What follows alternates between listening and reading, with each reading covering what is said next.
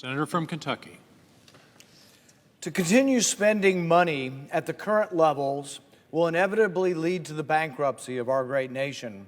My amendment, in order to stave off such a terrible fiscal outcome, would cut approximately 1% of our budgetary spending and help to put us on the path towards fiscal responsibility. In June of this year, the national debt surpassed $32 trillion. Then in September, the national debt surpassed $33 trillion. You heard that right. It took Congress 90 short days to add $1 trillion in debt. Unless we change course, the debt will consume us. America's future as a nation is not threatened from without, but from within. Our mounting debt will ultimately force a day of reckoning. The Congressional Budget Office predicts that we will add an average of $2 trillion in debt every year for the next decade. Using Congressional Budget Office projections, the U.S. government will add over $5 billion to debt. Will add over $5 billion to its debt pile every single day for the next 10 years. We borrow over $176 million every hour. We borrow $3 million every minute, and we borrow $50,000 every second. It's only a matter of time before the world wakes up and refuses to buy our debt. This reckless level of borrowing and spending is patently unsustainable.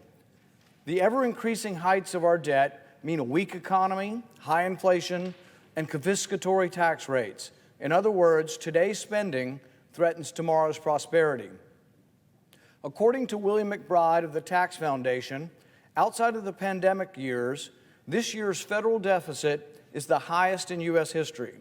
McBride continues, figures from the Congressional Budget Office for fiscal year 2023 indicate that the federal deficit grew by about $2 trillion. McBride also states that while tax revenue has increased 28% since pre-pandemic year of 2019, spending has increased 46%, and the deficit has more than doubled. Annual deficits are headed towards even $3 trillion a year if we don't wake up and do something about it. McBride concludes, in sum, the federal budget continues on a perilous course. Now would be a good time for our political leaders to present a coherent plan for dealing with the debt problem before it becomes an urgent crisis. That's why I'm here on the floor today. Americans are starved for a voice of fiscal sanity. Americans understand far better than the nation's elites that the time is running out. Americans will pay dearly for Congress's inability to say no to every cause, every line item, every pinstripe lobbyist. We will pay more to Uncle Sam in the form of taxes. We will pay more for groceries because of high levels of inflation that will destroy our purchasing power. And we will find that a generation of kids won't leave their parents' homes because businesses cannot afford to hire them. But it doesn't have to be this way. America can once again be a rising nation, and we can take that first step towards a brighter future today.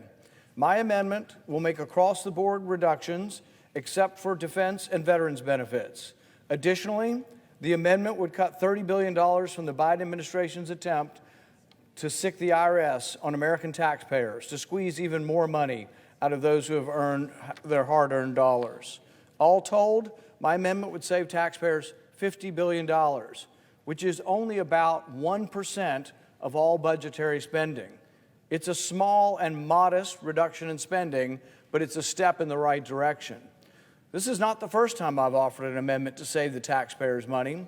Throughout my time in the Senate, I have time and time again offered balanced budgets and plans that would shave pennies, mere pennies, from every budgetary program to restore our fiscal health.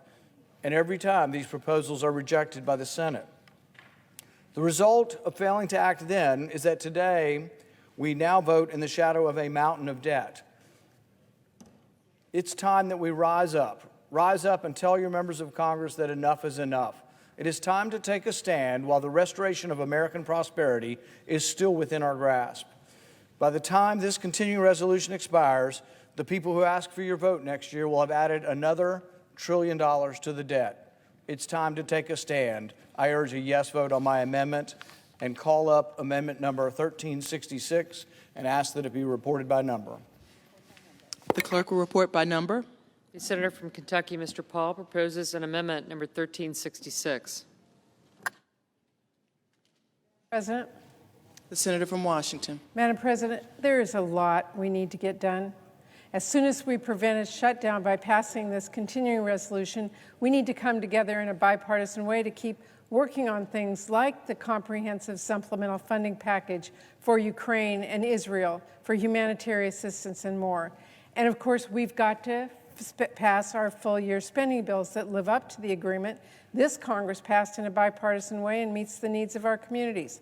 These are real issues that we need to take seriously and move on quickly. And then there is this amendment, which, let's all be honest, is just not serious, but would be absolutely devastating. This amendment would slash huge swaths of discretionary spending by a whopping and totally arbitrary 15%, not to mention the cut to the IRS of $30 billion. We are talking across-the-board cuts with no rhyme or reason that would devastate our families, our economy, our competitive edge, and our national security. That is not a solution. It's not serious. It is a gift to our adversaries who want us to fall behind. And it's a slap in the face to families across the country who are counting on the critical investments Congress makes in their communities. I urge all of my colleagues to join me in voting against it. Thank you, Madam President. I yield the floor. Madam President, Senator from Kentucky. I yield back my time and call for the yeas and nays. Is there a sufficient second? There appears to be. Clerk will call the roll. Ms. Baldwin, Mr. Barrasso, Mr. Bennett, Mrs. Blackburn, Mr. Blumenthal, Mr. Booker, Mr. Bozeman,